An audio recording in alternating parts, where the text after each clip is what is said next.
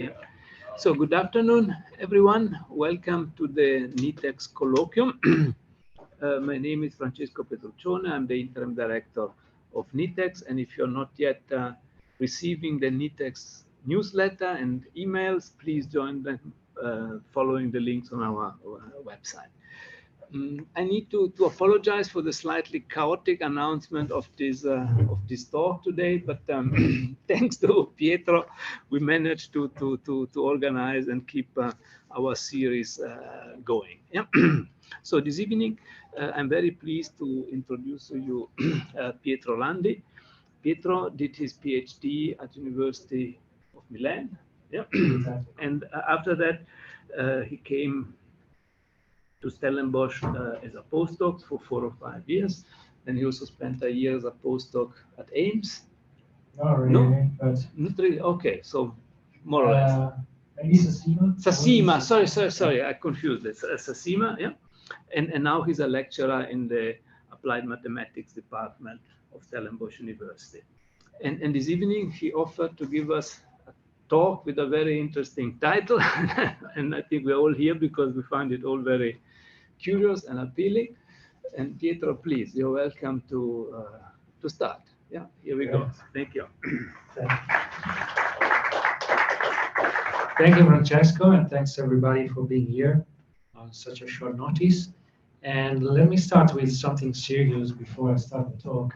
I want to acknowledge NITheCS for having me today, but also for funding a stream of research called Advancing Biodiversity Informatics and Ecological Modeling in collaboration with other colleagues.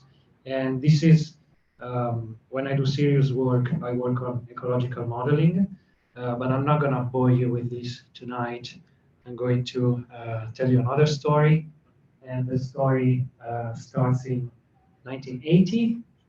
And in 1980, a psychologist called George Levinger from the University of Massachusetts published a paper in the Journal of Experimental Social Psychology in which he showed that people are able to describe their relationships or their involvement in a relationship by a single variable changing with time.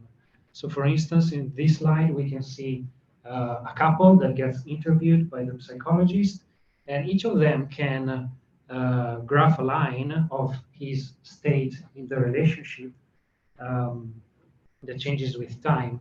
And this state, you can think about it as the happiness of that person in the relationship, or the love, or the involvement, or the friendship.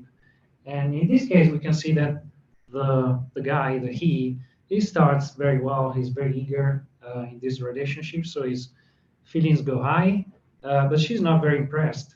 And initially, her feelings develop negatively. But after some time, he's probably convincing her that he's not too bad. So her feelings start to increase again. Eventually, they become positive. And then both feelings, they kind of converge to a steady state. This is just one example, but we can think of many more. And you can also think of your own ones if you want. And this is a pretty normal relationship where one person's feelings starts to increase and then they saturate to a steady state. This is also another case that we just show. The lady in the previous slide, she didn't start very well, but then after some time, she kind of changes her mind, and then the feelings grow positive. And there are also examples of relationships with lots of ups and downs. Hopefully, you're not involved in one of those, because it can be quite painful. And if we put the two individuals together, for now we saw each individual can graph their feeling through time. And if we take these two variables, the feeling of person one and the feelings of person two, we can plot them basically in a phase plane. If you're familiar with physics, I see some of my students here, physics and differential equations, you can think of this as a dynamic taking place in a phase plane, or in the state of the feelings. And this is a relationship where both feelings starts positive, and then they converge to a steady state, which is positive in both components. So that is a good relationship, one of the ones you wish to be in. And again, we can think of different love stories. Now we look at the two. Oops, we look at the two individuals together. And in this case, the feeling of this person, they always grow, but the feeling of the second person, they start negative and then they increase. So this is a state space plane representation of the example that we just saw. And this is also another case that is possible. It's a bit weird.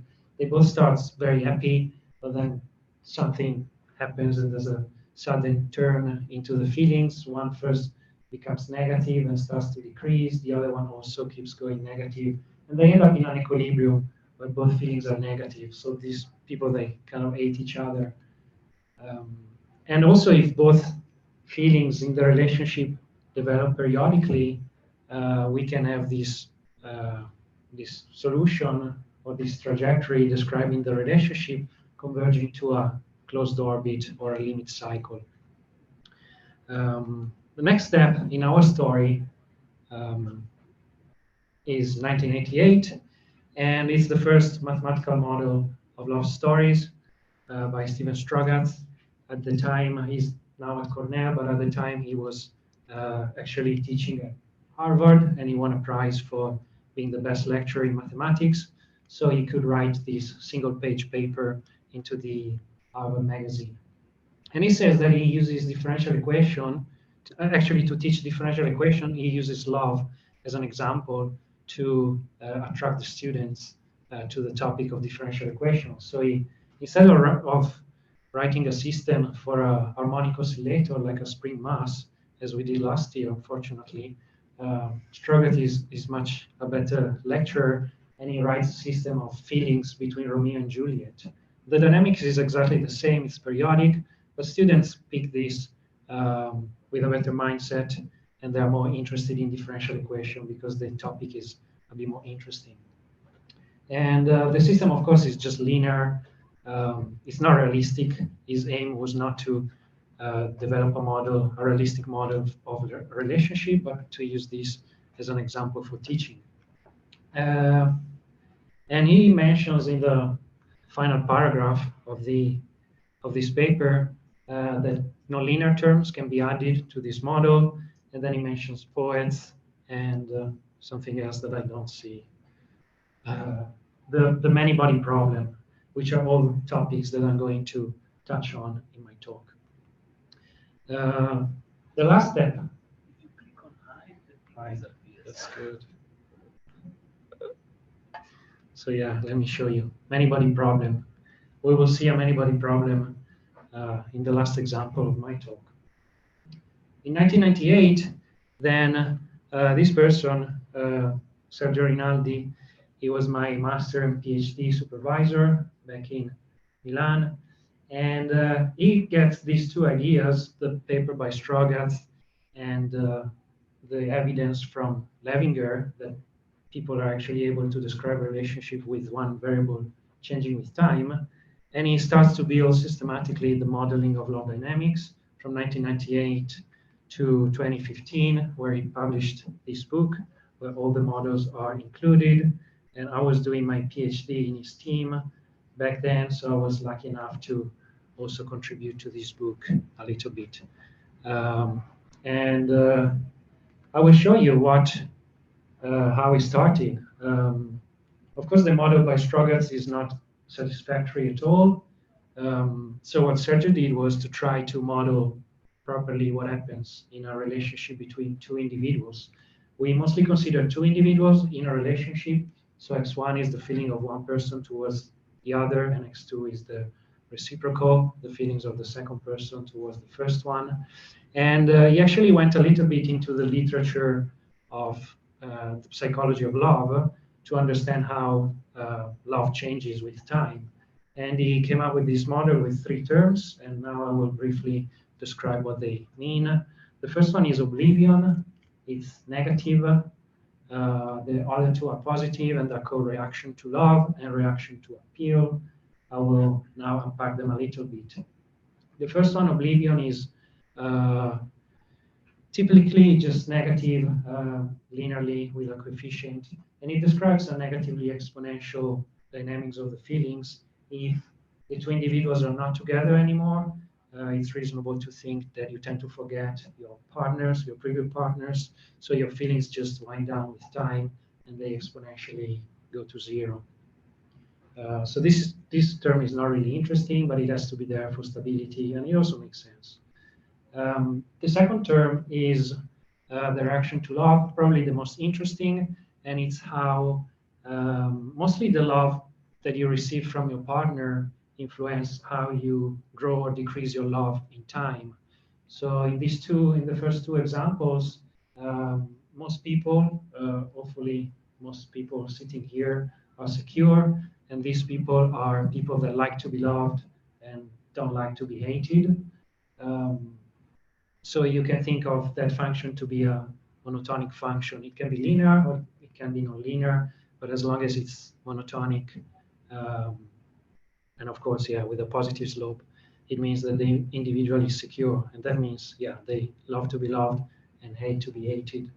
There are also other types of individuals that are called insecure, for which this function is initially increasing. It looks like more or less the one of a secure individual, but for large values of the love that they receive, then the function starts to drop down. So this kind of individual, they don't want to be involved in long-term relationship, basically. So when they feel too much pressure, they just their feelings just go down, and then probably the relationship will end. The last term, which is called reaction to appeal, is also positive, and we often assume it as linear. The more appeal the partner has, the greater it is. And appeal is not only appearance, but it's everything that you like in a partner. It can be whatever degree of education or size of the bank account, the brand of the car they drive, everything you like in your partner, you can put it into appeal, and then that generates an amount which is actually subjective to the people that you're modeling. Not everybody has the same appeal. It might be very appealing to, well, no one, but to someone, but not to other people. And each of us is appealing depending on who is looking at them. So somehow beauty is in the eye of the beholder, if we know that idiom. But anyway, the appeal is a constant positive term that reinforces love. And if we put these things together, well, also, let me make some simplifying assumption. Most of the time, we simplify these dependencies. In principle, all these terms can depend on both feelings, but in most people, which are called standard, that these people are secure. That means that they have a monotonic increasing reaction to love, and they are not biased, so those dependencies are not there. I will show an example of biased individuals later on, but most people called standard, or most couples, the model can be simplified in this way. And of course, there's a second equation, which is very similar to the first one. And we can study this model and have some general results. And what was done initially was to assume a nonlinear reaction to love. You can also study the linear model, but the results are not very interesting. But if we look at a nonlinear reaction to love and we put these two individuals together, we can observe the existence of alternative equilibria that are different endpoints of the relationship, and that depends on the initial conditions somehow, or the parameters of the model. We can understand that intuitively, kind of, if you know a little bit of differential equations, we can look at lines in phase plane where the dynamics of each of the two variables are zero, and they somehow record the shape of the reaction to love. And when we put the arc lines together, we know that we have, at their intersections, we have equilibria. That is where the feelings are stable, stable in time. But then we actually find out that of these three equilibria that are possible, two are stable. It means that they attract nearby solutions. And one is a saddle point that is actually separating the two. So these types of couples, which are actually the ones composed by the vast majority of people, standard people, you can have two different outcomes. So you can end up in a good state or in a bad state. And what happens at the beginning is quite important. And actually what really matters is the location of the saddle point. If you meet a person from scratch, if the two people don't know each other previously, you always start from the origin. So the location of the saddle point can determine if you end up in a good relationship or not. And yeah, that is mathematically is the stable manifold of the saddle point. And we use this model to interpret the story between Beauty and the Beast and Pride and Prejudice. So in Beauty and the Beast, what happens is, of course, the Beast is ugly. It has a horrible appearance, so a negative appeal. So initially, when the Beauty and the Beast meet, of course, the Beauty develops negative feelings, and the Beast is well, these are actually the appeals. Sorry. When they first meet, the Beauty has a positive appeal, greater than 1, and the Beast has a very negative appeal, close to -2. And what happens is that their feelings develop to this equilibrium 1, where the Beauty is very negatively impressed. The Beast is slightly a little bit impressed because Beauty is beautiful. But then the Beast proves himself to actually not be so horrible. And he doesn't increase his appeal by improving his appearance, but by showing his virtues and qualities. So he saves the Beauty when she's attacked by wolves, and all those things. He brings her to the library, and he's a very literate person. So the appeal of the Beast is actually increasing step by step until we reach this point in the space of the appeals that corresponds to a place where the isoclines now are intersecting in the positive quadrant. So we have a positive equilibrium up there. And we can also see the change in the equilibrium when the appeal is increasing. And finally, we jump up to 0.4. And this is, if you know a little bit of nonlinear dynamics, this is called hysteresis, or kind of cusp hysteresis. Those are saddle node bifurcations mathematically. But I'm not going to talk about the maths today. We're talking about love. With the same model and with a similar analysis, we can also study the story in Pride and Prejudice. And at the beginning, when they meet, they both have, because of prejudice mostly, they have a very negative impression of each other. So they don't like each other. They have a negative appeal to each other. But then slowly but surely, Elizabeth shows also her virtues to Darcy, so her appeal increases. And then eventually he writes her a very moving letter where he explains all his behaviors that she didn't like. So actually also his appeal jumps up. And here's what happens in the phase plane. The equilibrium moves from 1 to 3 to 4 to 5, and then eventually to 6 in a positive state. So they end up not liking each other, but then with small discoveries into the appeal of the partner, they manage to end up in a good relationship. With the same model, we can also describe another story, which is a bit more tricky. It's called Cyrano de Bergerac. It's a French story. And if you don't know it, well, that's Cyrano. He has a very big nose. He's also ugly, like the Beast. So he has a negative appeal. And she's like Beauty. She's beautiful. And Roxane likes Christian, who is actually cousin with Cyrano. All of them are cousins. It's a bit weird. But she likes Christian, but she's very literate. She likes poetry. She likes to read. But he's a soldier. He's illiterate. He doesn't even know how to read and write. So she writes him a letter, and he doesn't know how to reply. But Cyrano and Christian are friends, so Cyrano offers to have Christian to write his letter on behalf of him to reply to Roxane. So in that way, they start to have a kind of a relationship, a bit platonic, through letters. And let me spoil the story. At the end, what happens is Christian dies, and well, that's too bad.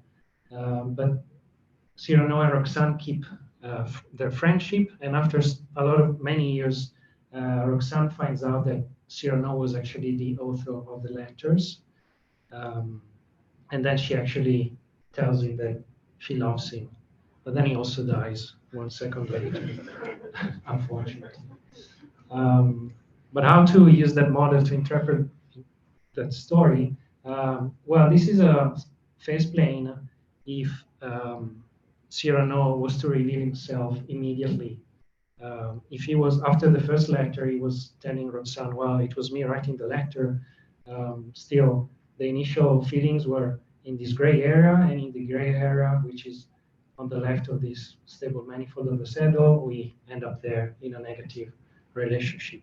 So Cyrano didn't have a chance, but by using Christian, he basically increases his appeal temporarily, because Roxane thinks that the one writing the letter is Christian. And of course, she likes him. The letters are nice, he looks nice, and she starts to develop positive feelings. But after Christian dies and Cyrano reveals himself, so that's how they initially start. And now Christian dies and Cyrano reveals himself. So we go back to the initial appeal. But despite that, despite the appeal is negative, we are now in a point in the white region that is attracted to the good solution. So after Cyrano reveals himself, she's already involved enough that she doesn't really care anymore about the initial appeal, and she falls in love with him. Okay, so these were standard couples. It was already a bit messy, but these were standard. And in non-standard couples, we have, for instance, couples with insecure individuals. And insecure individuals are those ones whose reaction initially increases, but then when the involvement from the partner is too much, they tend to decrease their reaction. Also, in this case, we can have alternative equilibria. We can also use the NARC lines and find the equilibria, and we can see there are alternative points. And we use this model to describe the story of Gone with the Wind. There are definitely insecure individuals. If you look at the movie for like the first 15 minutes, when they introduce both characters, he's like a Don Juan Casanova, and she is the same, basically. So they're insecure. They don't want to be involved in a long-term relationship, but they're good-looking and everything. And what happens is, well, the movie is also halfway through the movie. There's the Civil War in the U.S. that lasts for a few years, where they stop seeing each other. And the things happen during the war. Things happen and things change. So at the beginning, Scarlett, at the end of the first half, Scarlett doesn't really like Rhett a lot. So Rhett is involved, but Scarlett not really. And then there's the war, which is this forgetting time where both forget. And then after the war, Rhett became very rich. He wasn't super rich beforehand, but he becomes very rich with the war. And Scarlett, who was very rich, becomes very poor after the war. So now she likes him more. His appeal is higher because she actually needs money to save her land and stuff like that. So he gained appeal in her eyes. And that triggers the story to follow a very different trajectory after the war. And it ends up here where she's pretty much very involved and he's not really. So famously, at the end, he doesn't give a damn and he leaves her.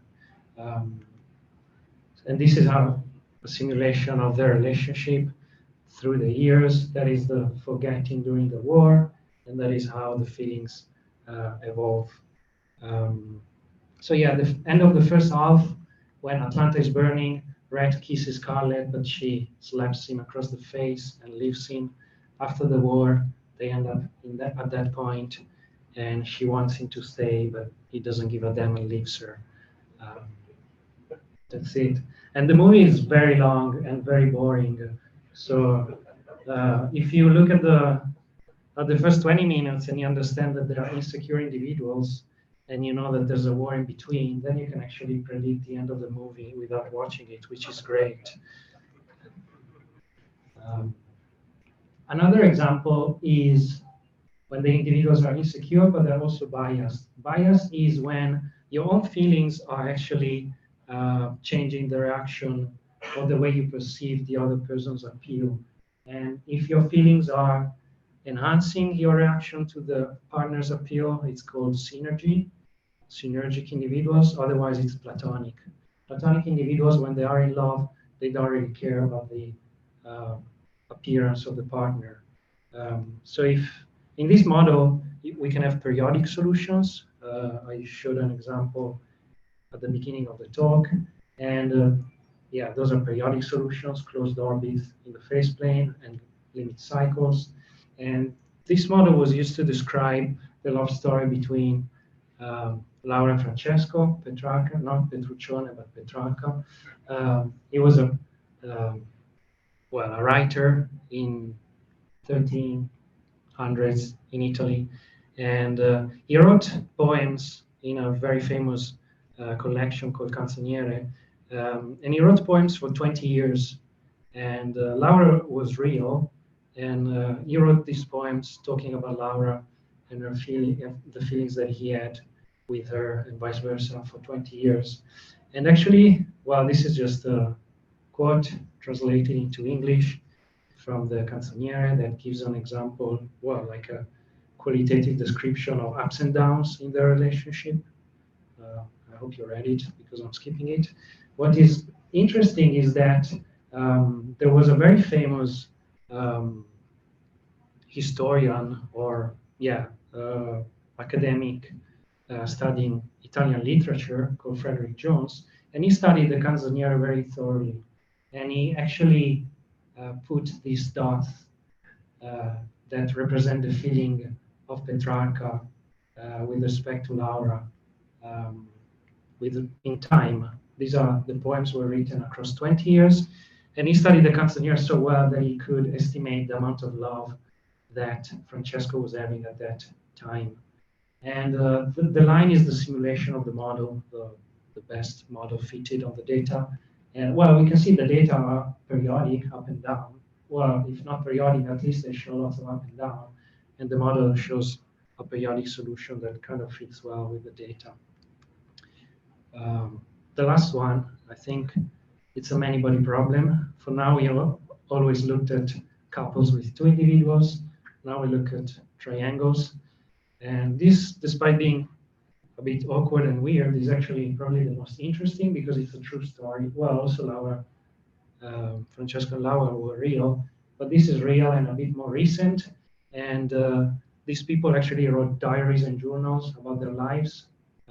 So you can go and read about what they felt and how they felt. So basically there was this lady and these two friends, and the lady stayed with both, alternated the two partners, and they didn't mind that. They stayed friends forever. They weren't jealous at all, so we neglect their feelings. But then we model the two couples and we put them together. Not really I wasn't involved. So my colleagues, Sergio and Fabio, they read the diaries. Well, actually they were converted into a novel. So they read the novel. There's also a movie about their story. And in the novel, you can find sentences that justify assumptions on the psychological behavior of the three individuals, which are called Kathe, Jules, and Jim. So she's insecure and synergic. So that means that her own feelings are boosting her perception of the partner's appeal. And Jules is platonic and Jim is insecure. They kind of want the opposite of the other. And we model that, and the model is higher dimensional now. It's 4 dimensions. So they actually find a chaotic solution to the model. And if you read the book or you watch the movie, you really get a sense of chaotic dynamics. It is ups and downs, but it's unpredictable and it's very painful at times. So the model displays for this red region of parameter space a chaotic behavior, which is represented by this strange attractor. And chaos is that deterministic dynamics that drives initial conditions that are very close to each other to diverge. And it is unpredictable. So in terms of relationship, it's probably very painful. I'll give you another spoiler. At the end of the movie, she kills herself, and one of the two, she drives her car down a bridge. The other one was there probably already.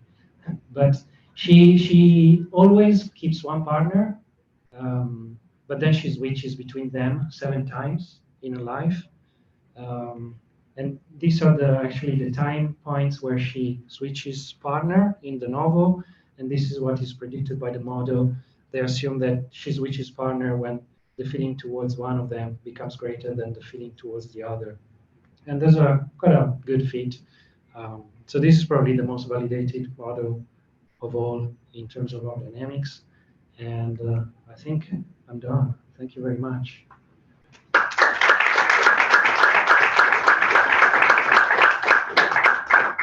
Yeah, thank you very much, Pietro, for